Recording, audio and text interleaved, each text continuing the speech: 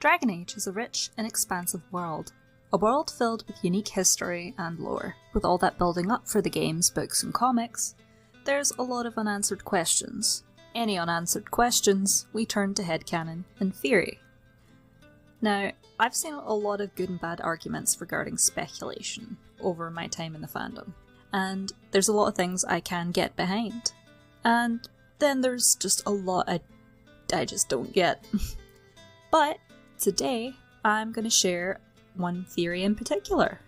That theory is that the people of Thedas are spirits.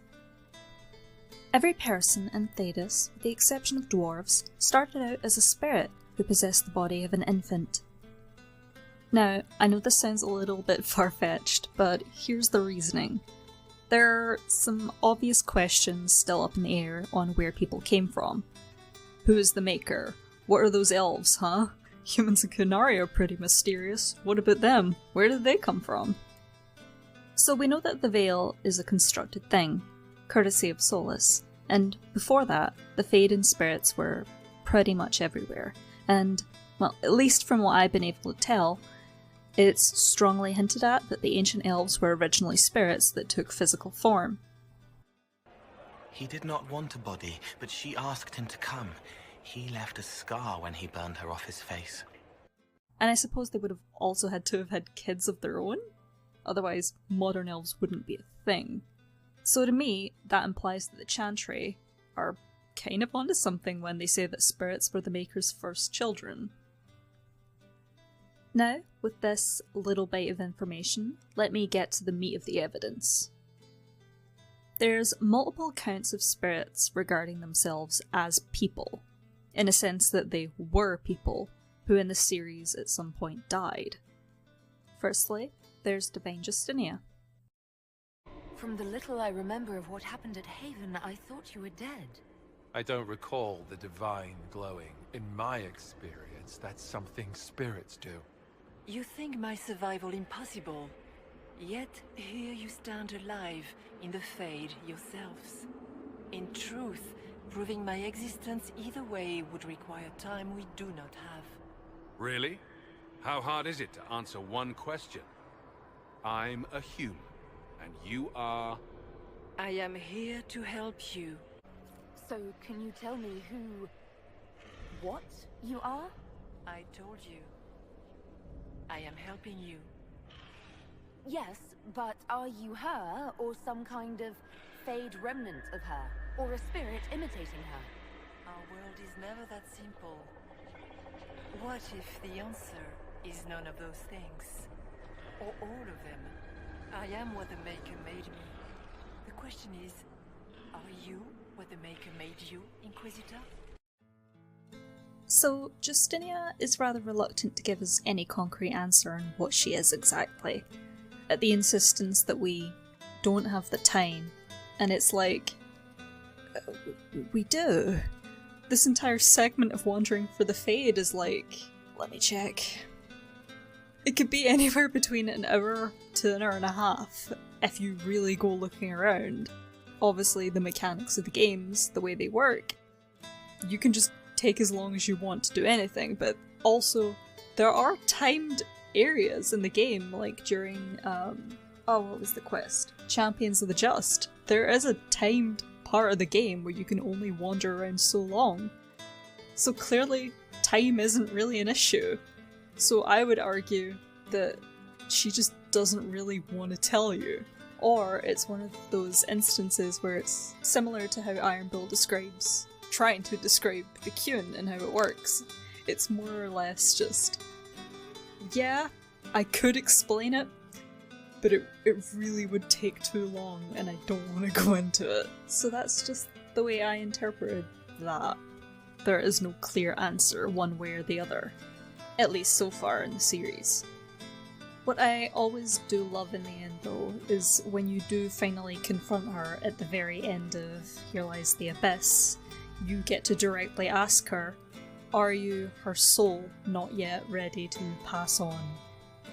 Or you can ask her if she's a spirit that connected enough with Justinia to be able to become her, or at least embody her in a way. And either way, she answers the same. If that is the story you wish to tell, it is not a bad one. Gotta love that vagueness. Now, to really emphasize my point here with Justinia, I want to show you a couple of clips and then I'll briefly talk about them and why they're important in the context of this theory.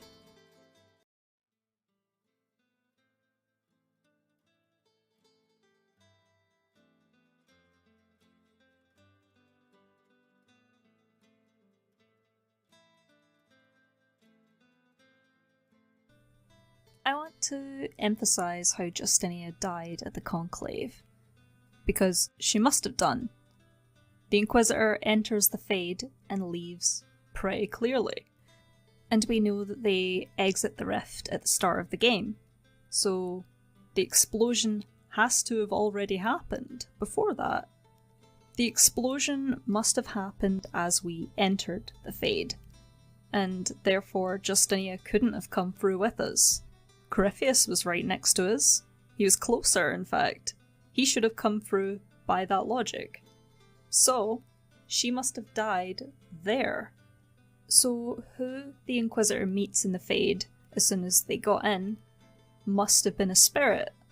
When we see Justinia die in the Fade, the camera and angles indicate, to me at least, that she went horizontal, not pulled down as I initially thought. In summary, I think as soon as we entered the Fade, the Justinia we met was a spirit, or specifically, her spirit. And the next example is Talana from the Jaws of Hakon DLC. Talana slept. I slept. To find him in dreaming. But the blood, she's gone. Talana wanted to reach Ameridan again, one more time, but she couldn't. I couldn't. I died. I tried to stay, but only pieces came through. You opened the sky for the rest of me. You can probably already guess what I'm going to point out. The spirit constantly changes between I and she, intermingling the two as if it's confused about its own identity. Now, it could just be a random spirit, one that's found a particular connection with Talana. But what if it's not? What if the spirit is Talana, a last remnant of her, still looking for her long-lost love? Next is Audric, from the Tevinter Nights short story, Down Among the Dead Men. When? He demanded. How long have I been? Has this... Guardsman Audric Felhausen died of his wounds after Lord Karn's funeral. Myrna sounded apologetic. His body arose the next morning and went to his old post. Your captain was a loss. As you were intestate, she sent you to us to ease your passage. I'm not dead. Audric said as he grabbed at the blade in his chest. I'm myself. I'm not a spirit. I'm me. Audric staggered as the blade came out with a sickening crunch. Flakes of... I'll make her. Dried blood came out of it. You're not quite what you were, if that's who you still aim to be. Please, stop talking like that. Audric trembled. How could the dead... No, not yet. Tremble? To start with, I highly recommend Tevinter Nights. It has a few really great stories, and Down Among the Dead Men is one of them.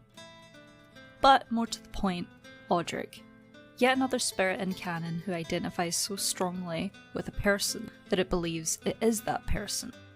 Obviously, if you've read this story, there are hints lured throughout. Namely, his repeated fascination with architecture, and pretty much nothing else. I do genuinely believe this is Audric throughout the story though. The spirit is clearly complex, as is the other spirit possessing Lord Karn, to a degree that they definitely both have solid personalities that would be rather difficult to distinguish from real people, if you weren't told otherwise.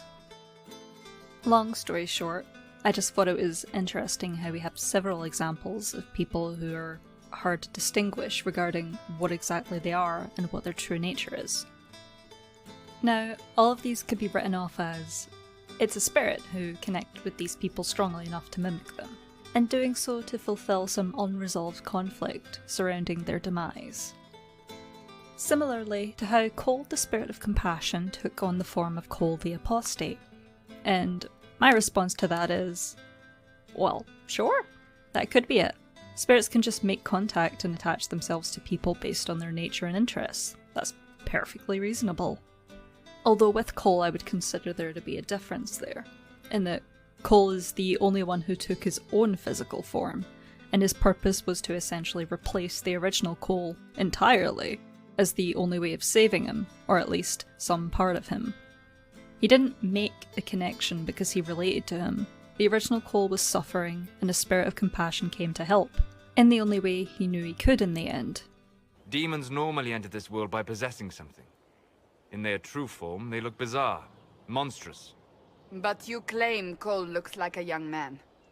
Is it possession? No. He has possessed nothing and no one. And yet he appears human in all respects.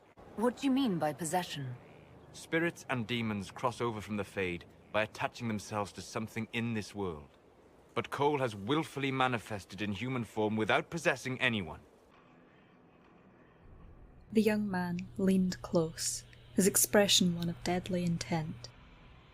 There was a Cole, he whispered. I forgot him in that cell, and I heard his cries when no one else would. I went to him, and held his hand in the darkness until it was over. When the Templars found him, they erased everything to hide their shame, and I was helpless to act. Sorrow, and perhaps even regret, crossed the young man's face, but only for a moment. I'm not helpless any longer. The words sent a chill through Lambert's heart. What do you want from me? The young man smiled coldly. I want you to look into my eyes. So the real Cole died, and Compassion made a copy of that body, so it could be as if he never died at all. I just think it's interesting how many examples we get, and how they all seem to struggle with and be confused by their own identities. The theys and I's surrounding themselves and the people their presence looms over. I don't think it's much of a stretch to assume that they could, in fact, be these people they think that they are. Dying is a traumatic event after all, and doing that with the veil present, spirits find it difficult to operate in the corporeal world, including keeping a grasp of themselves and their identities. But back to my suggestion about spirits possessing babies. God, that sounds absolutely mental when I say it out loud. So, going along with the idea that spirits are the first people of Thedas, pre-Veil, and we know, going from Inquisition into Dreadwolf, that the people of Thedas are people, there's this interesting question I come back to, considering how crazy reality is in Dragon Age. What is personhood, then? Where does it come from?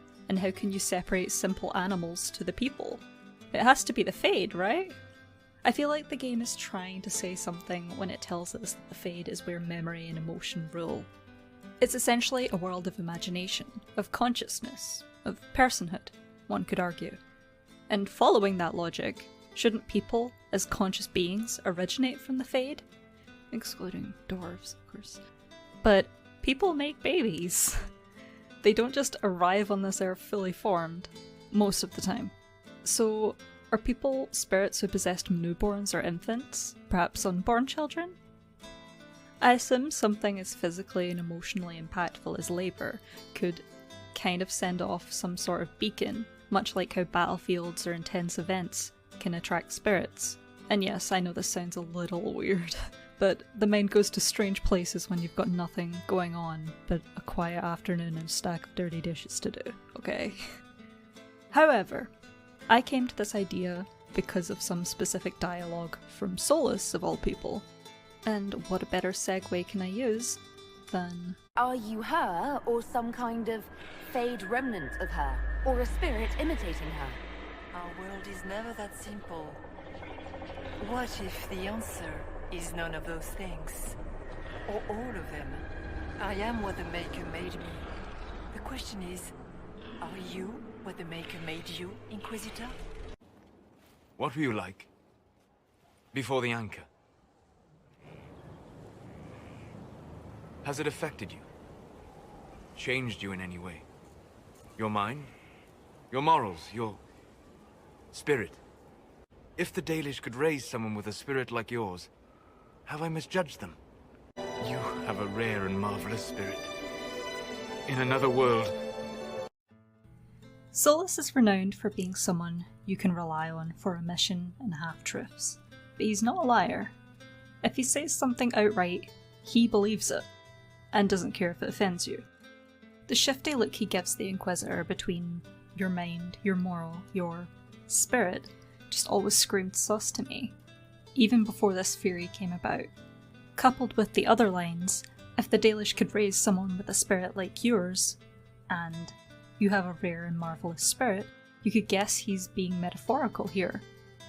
But it's Solus, and he could have said, in a manner of speaking, or so to speak, especially when you take into account that Inky can call him out on his figures of speech, to the point it triggers his romance, so it wasn't just a figure of speech. But what Solus is suggesting at the core of it is that you have a rare spirit, and that it's not possession, or perhaps not merely figure of speech, since he says it so much. It's you. And he comes to the realization, if you have high approval with him, that it's always been you. Your nature wasn't chance, or nurtured into you. You're real. And I think that says a lot, given who he is, how much he's lived to experience, and what he must know from that experience. You're real, and it means everyone could be real. It changes everything, but it can't. I just feel like it's all hinting towards this epiphany, that the people of Phaedus are spirits. They've just forgotten because of the veil, or something. It has to be something. But that begs the question of the implications for the dwarves and for the Tranquil. And I don't even know then, because those are just two other subjects. Perhaps save for another video? So that's all I've got for now. I hope it gave you something to think about. Feel free to tell me how wrong I am. I'd love to hear what you think. Thank you so much for watching. Have a great day.